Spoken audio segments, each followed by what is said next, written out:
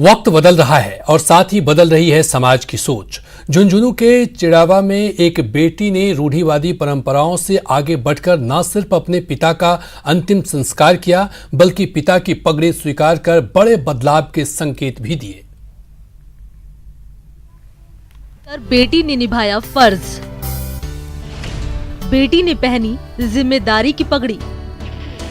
पढ़ाई के साथ घर की जिम्मेदारी और पिता की फर्नीचर दुकान को संभाल रही ये है दीपशिखा। 4 बहनों में सबसे छोटी दीपशिखा ने पहले बेटे की तरह पिता का अंतिम संस्कार किया और अब घर परिवार के साथ बिजनेस का सारा बोझ अपने कंधों पर ले लिया।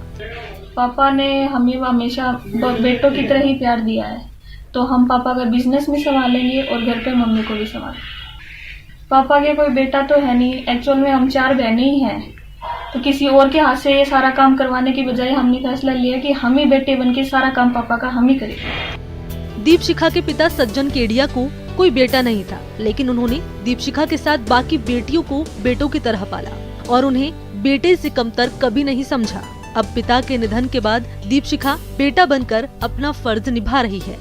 अपनी दुकान जो भी कारोबार है अपना दुकान पे भी पूरा है और अपने घर का भी पूरा कार्य कर रही है। वो जो भी उसको करना चाहिए पूरी जिम्मेवारी के साथ अपना कार्य वो संभालेगी।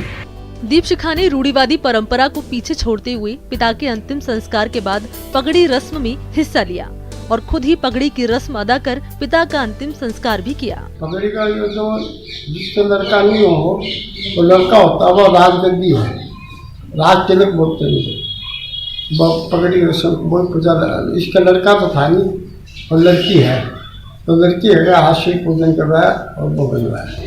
आज भी देश के कई इलाकों में पुरानी कुरीतियों और रूढ़िवादी परंपरा के तहत बेटियों को बेटों से कमतर आंका जाता है, लेकिन झुंझुनू के केडिया परिवार की सोच समाज के लिए आईना है। वहीं दीपशिखा ने पगड़ी की रस्म अदा कर समाज को संदेश दिया है कि बदलते जमाने में बेटियां परिवार के लिए बोझ नहीं बल्कि सहारा है। इम्तियाज भाटी, झुंझुनू, न्यूज़ 18 राजस्थान। गांव की 13 महिलाओं ने जिद और जुनून के दम पर अपनी तकदीर बदल डाली है।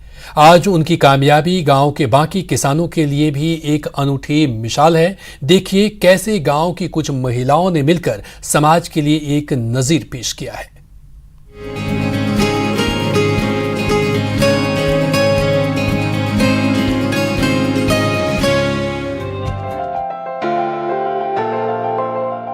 धमतरी के सोरमफट गांव में फूल और जिंदगी एक साथ महक रही है। जैसे जैसे खेत में गेंदे के फूल खिल रहे हैं, इनकी देखभाल में जुटी गांव की 13 महिलाओं के चेहरे भी चटकते रंगों को देखकर खिलते जा रहे हैं। आंखों को सुकून देने वाली इस फसल की उम्र अभी गिनती के है, लेकिन चंद दिनों में ही इन फूलों की खुशबू से इन महिलाओं की जिंदगी महकने लगी है।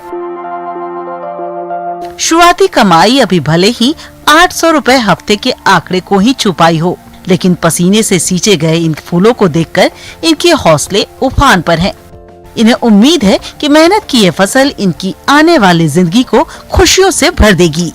समूह में बना रही ना, समूह चलत रही से त समूह ना हमन खेती किसानी करत रही, तेके बाद में हाथ दिस ना तो समूह पहली तेके बाद में दिस तब कमावत हनी। गेंदा फूल के 5